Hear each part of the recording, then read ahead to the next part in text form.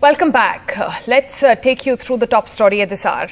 Now, no need to test if you are asymptomatic, no need to test if you're traveling domestic, no need to test unless you're coming from an at-risk nation. In fact, you don't need to test even if you come in contact with a positive patient. Basically, test only if you are at risk. That is, if you're older, if you have comorbidities.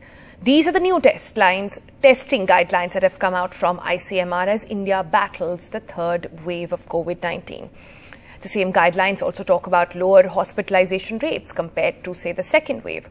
Hospitalization rate of 5 to 10% in the third wave, while the second wave, the official data talks about hospitalization in the range of 20 to 23%. Now, how exactly are we to see these guidelines? We'll take it forward with our guest now. Joining us now is Dr. Neetu Jain, Senior Pulmonologist at PSRI Hospital. Thank you so much for your time this morning, ma'am. We also have with us Dr. Farah Ingle, Director of Internal Medicine at Fortis Hiranandani Hospital in Vashi. Good morning. And we also have with us Dr. Vishal Rao.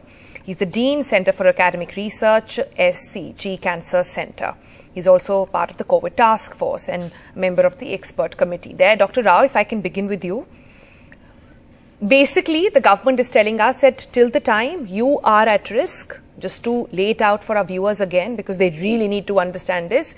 If you're older, if you are above 60, that is, if you have comorbidities, that would include being obese, it would include hypertension, it would include diabetes. And also, if you are undergoing a major treatment, it could be for cancer, it could be for any other life-threatening disease as well, you are at risk. So you get tested proactively, but the rest of the so-called younger population, somebody with better immunity, is not required to test at all. Your thoughts on that? Thank you, Sonal. I think the current step of ICMR releasing these guidelines is towards the evolution of understanding of COVID and conquering most aspects of what we have done in this race between the vaccine and the variants. With Omicron, it's been a step towards understanding better that we are moving towards flu and an endemicity with COVID, and to reduce the burden of the cost and panic to people with multiple inconveniences of testing related issues. Because now that we know that it's very hard to discriminate flu versus that of COVID, and the symptoms not being that like the Delta wave of breathlessness, hospitalization, where there was an alarming need to be cautious, to be taking very, very serious steps in order to prevent. I think this step kind of gives a very important signal to the citizens to reassure them that don't panic. It's in a step to say that you need to be cautious when you're doing social and entertainment activities, but it also kind of supports the economic activities not to curb it, and to ensure that there is a move towards strengthening the people's assurances to say that I think the phase of panic is over and we are moving towards conquering the pandemic in a much stronger way. I think these are the messages we get. Right, but there are several who would say this is just number management right now. I understand. And if Dr. Farah can actually weigh in on this, I understand that UK, United States have also taken similar measures, but that's because they have sort of constraints when it comes to testing kits.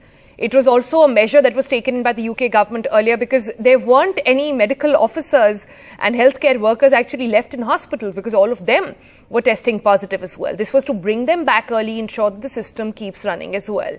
Is India at that stage that we need to enforce it? Yeah, good morning and thank you, Sonal, for having me here. As rightly said by Dr. Rao, number of cases are on the rise. We are in the third wave, but what has been seen here with Omicron is that the cases coming these days are mild, asymptomatic or mild. We are not getting many serious patients, and the livelihood was at stake when you saw that with the Delta wave, the second wave which we had.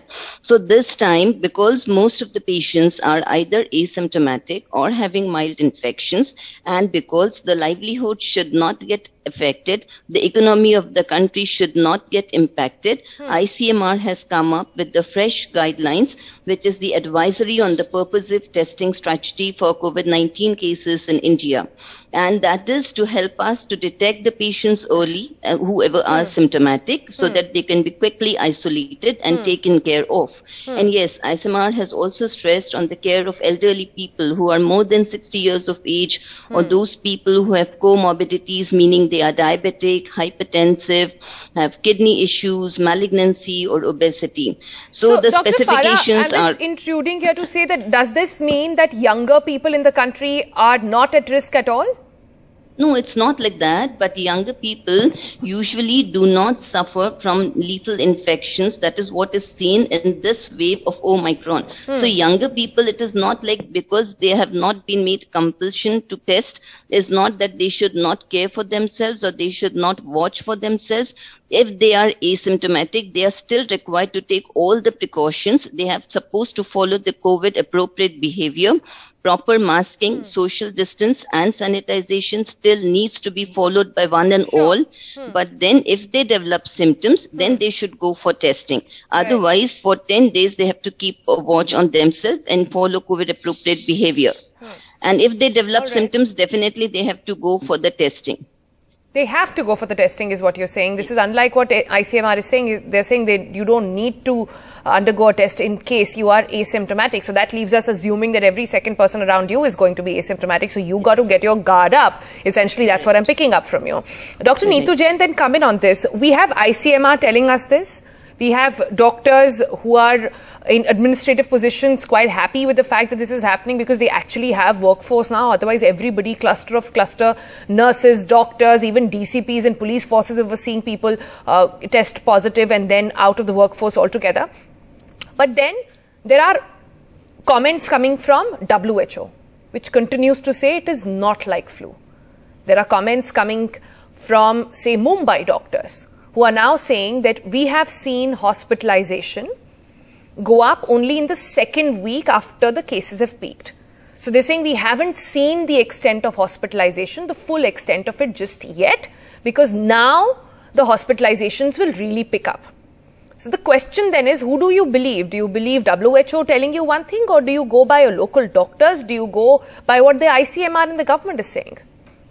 The ICMR and government is saying that you don't test the asymptomatic individual, but it is not saying that you do not follow the COVID appropriate behavior. If you feel that you are probably exposed and likely to be infected, you are supposed to watch for your symptoms and not completely isolate yourself, but be careful on that account.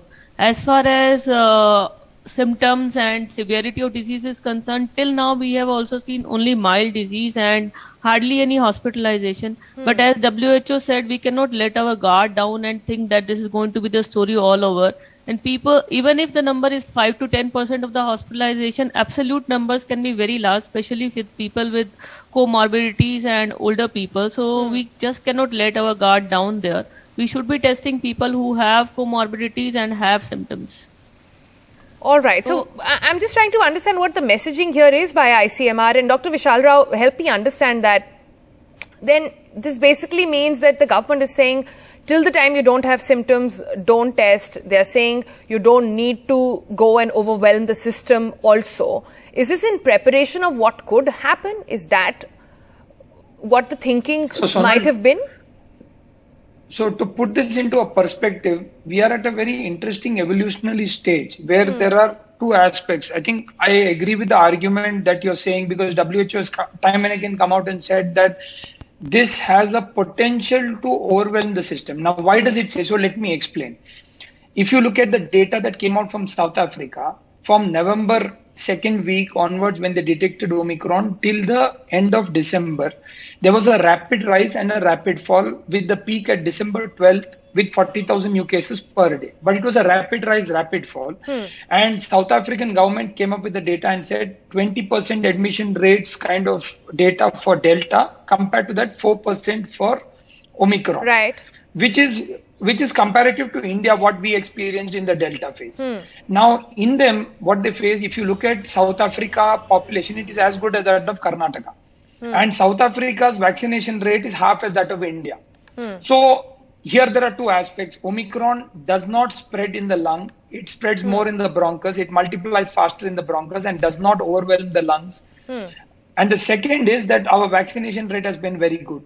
So both of these put together actually give us the assurance to say that Omicron is not going to overwhelm the healthcare system based on the current data. However, the speed at which Omicron spreads is double faster than that of Delta with 1.5 days doubling time.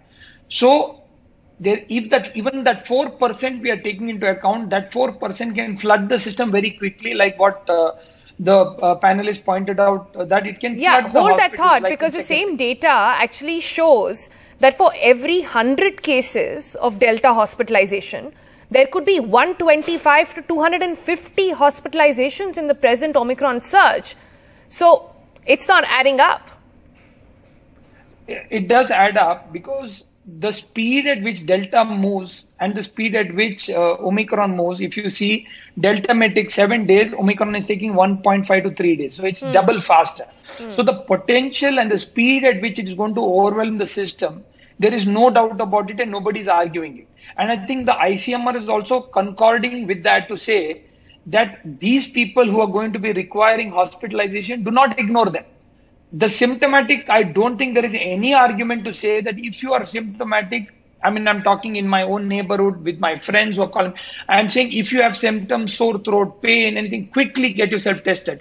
But do not hit the panic button if you have no symptoms, because there is a lot of paranoia going on. There is going to be a lot of unnecessary bed booking that's going to go on, which is going to overwhelm the healthcare system unnecessarily. And that's already started here where we are seeing it.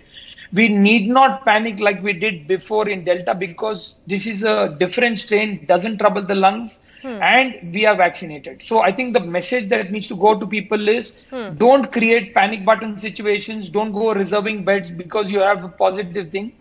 Look at this virus. It's not going to trouble you. But if you have symptoms, you have comorbidities, you have trouble, yes, you have to be guarded. You need to take opinion. And there is no doubt that this can overwhelm the healthcare system for the symptomatic who can worsen. And who are they? They are the comorbid.